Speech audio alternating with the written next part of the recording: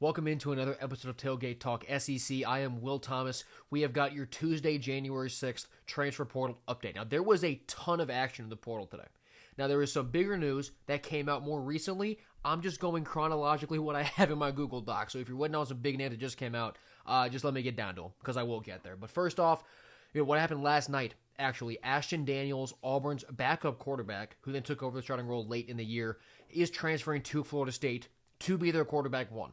Like, that has been stressed and made very, very clear that Norvell is bringing him in to be their starting quarterback. Now, FSU also hosted UNLV's Anthony Calandria and Florida's DJ Lagway on visits this past week, but Daniels is going to be the guy.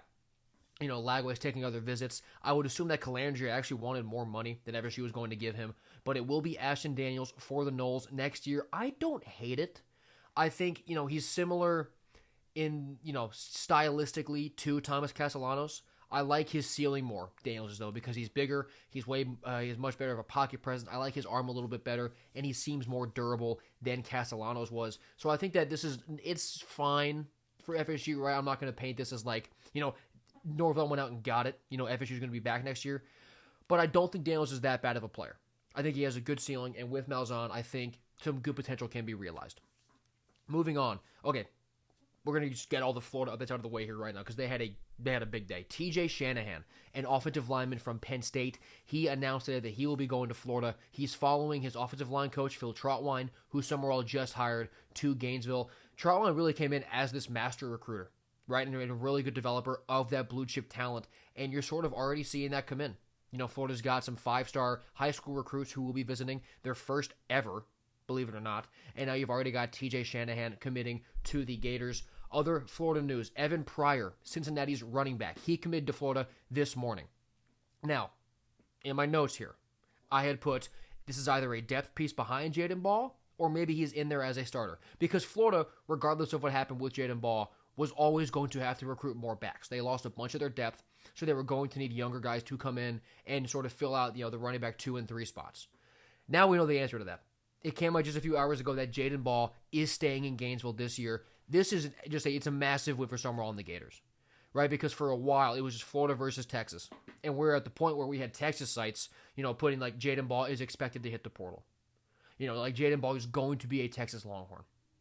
The Texas sites were putting in a lot of overtime work, talking about how Dallas Wilson and Jadan Baugh were not going to be Gators anymore.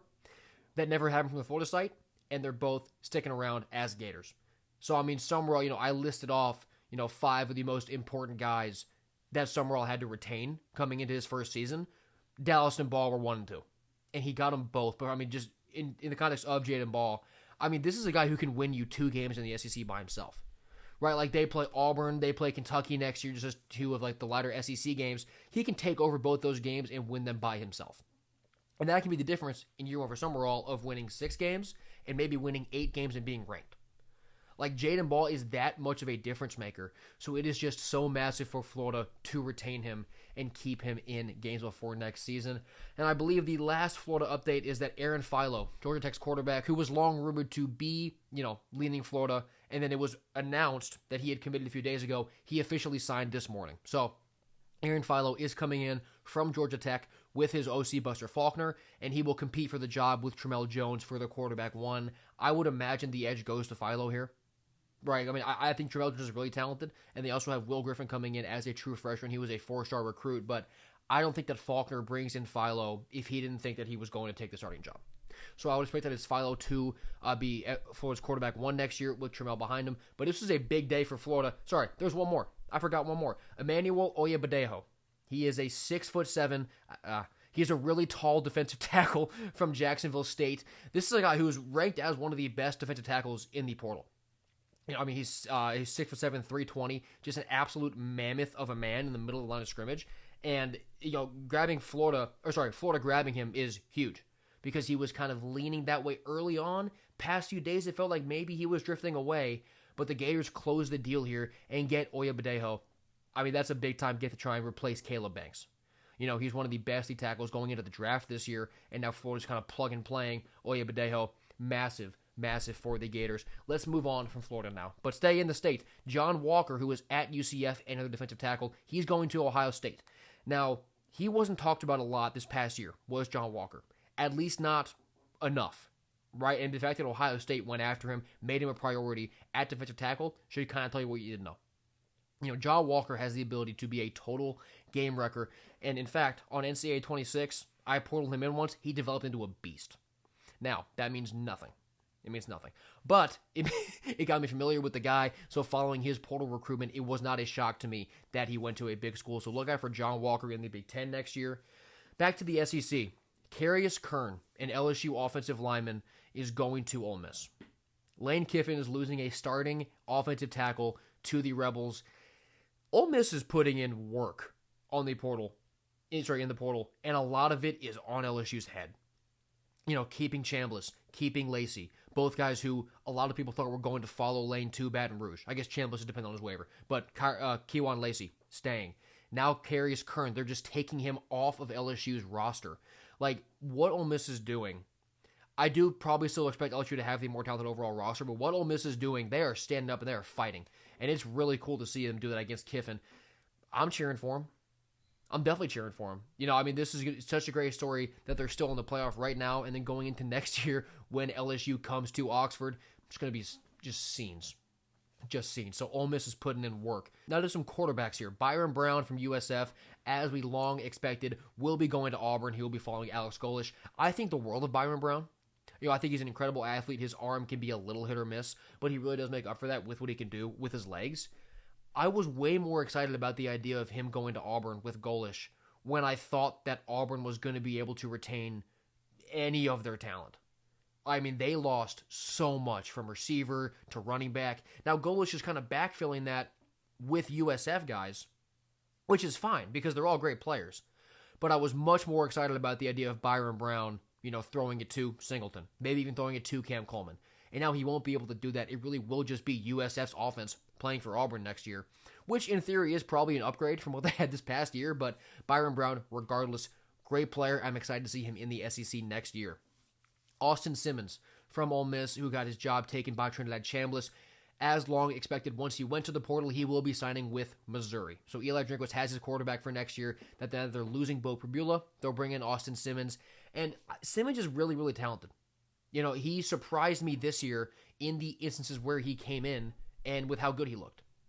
So I think he'll be pretty good at Missouri.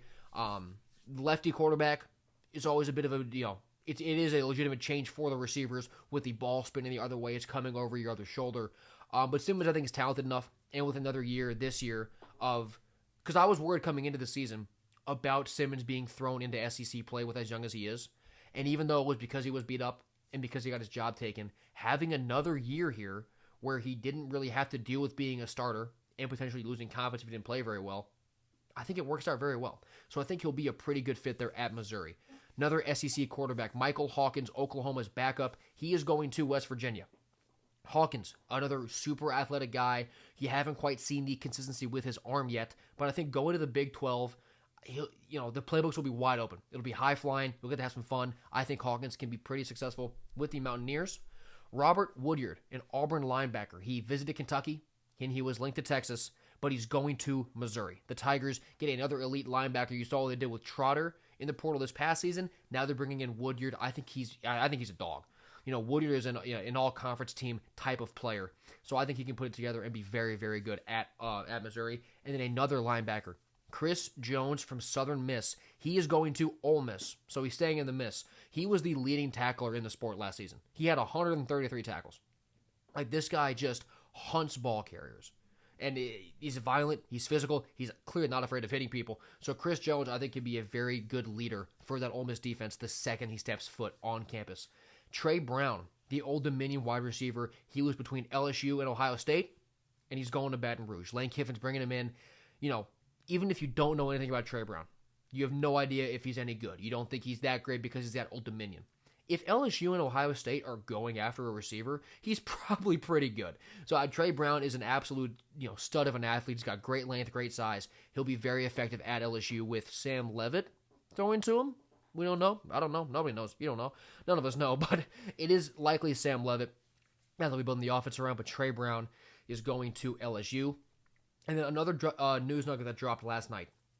Hollywood Smothers from NC State, the running back, is going to Alabama. Now, Smothers is one of the most electric players really in the sport, right? Not even just in the portal.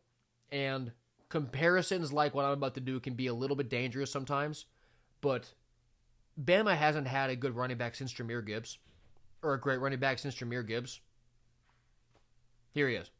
Hollywood has that explosiveness. He has that physicality. He's not afraid of getting hit. Smothers, I think, is going to be unbelievable in Bama's offense next year, and he's going to put the whole country on notice. He could really raise his draft stock, so look out for Hollywood Smothers next season. Jordan Thomas, a Georgia defensive lineman, he is going to South Carolina. Shane Beamer and the Gamecocks get a win pulling a defensive lineman from Georgia. Now, obviously, Jordan Thomas was in the portal for a reason, but that doesn't mean that he can't be developed. He was very highly thought of as a recruit. He has the physical tools. He's just got to get there. Will it happen at South Carolina? We'll see. But, I mean, if nothing else, it can just be another piece, another threat on the defensive line to take some eyes off of Dylan Stewart. From his freshman year to this year, you saw him lose a lot of help to Dylan Stewart, and his production dropped off a cliff because of that. With Jordan Thomas, that adds another threat, another piece that can take some eyes off of Dylan Stewart and let him get to the quarterback and wreak havoc like he did in his freshman year. Another SEC, or a new SEC D lineman, is Tefilin Green from Clemson. He is going to LSU. This is a big boy. He is a really big boy. He was very productive at Clemson this past year. You just didn't really hear about him because Clemson sucked. But I like him going to LSU a lot. Lane Kiffin building out his trenches for Blake Baker. Tefilin Green to LSU is big time. Here's a fun one.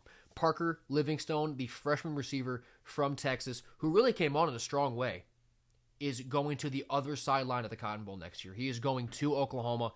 And look, Texas fans are going to have their opinions about this. And I'm sure Oklahoma fans were like, I don't like that guy. And all of a sudden, like, yeah, let's play some ball. I love this. I love transferring to rivals as an outsider. Right? Like, if I'm sitting back here, I like watching it over there. I don't like it happening to me. But, I mean, the rivalry transferring, it makes the game that much more intense.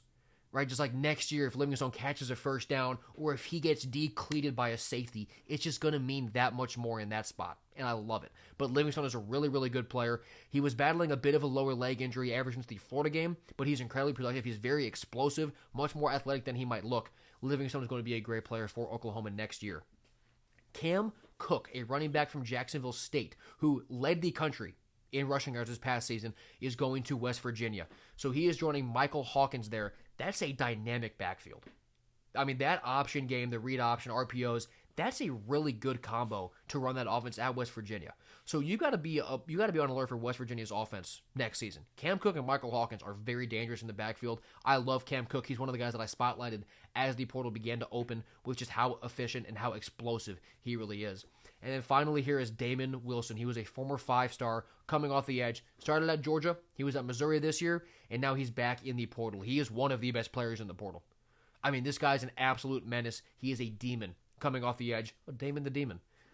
Someone trademark that and pay me. Damon the Demon. That's fire. But Damon Wilson is in the portal. We don't really know where he's looking at yet. I'd imagine he'll kind of have his pick of schools. We'll see who comes after him. But Damon Wilson is one of the best edge rushers in the portal if it wasn't for Chaz Coleman. But we'll see where he ends up. And that'll do it.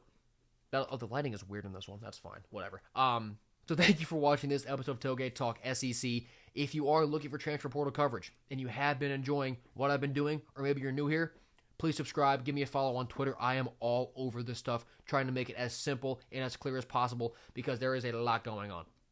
So this is your full Tuesday update. I've got shorts on YouTube and TikTok. I'll make 1 or 2 more tonight, again, updating you guys on what is going on. But thank you so much for watching this episode of Tailgate Talk SEC. I have been Will Thomas, and I will see you next time.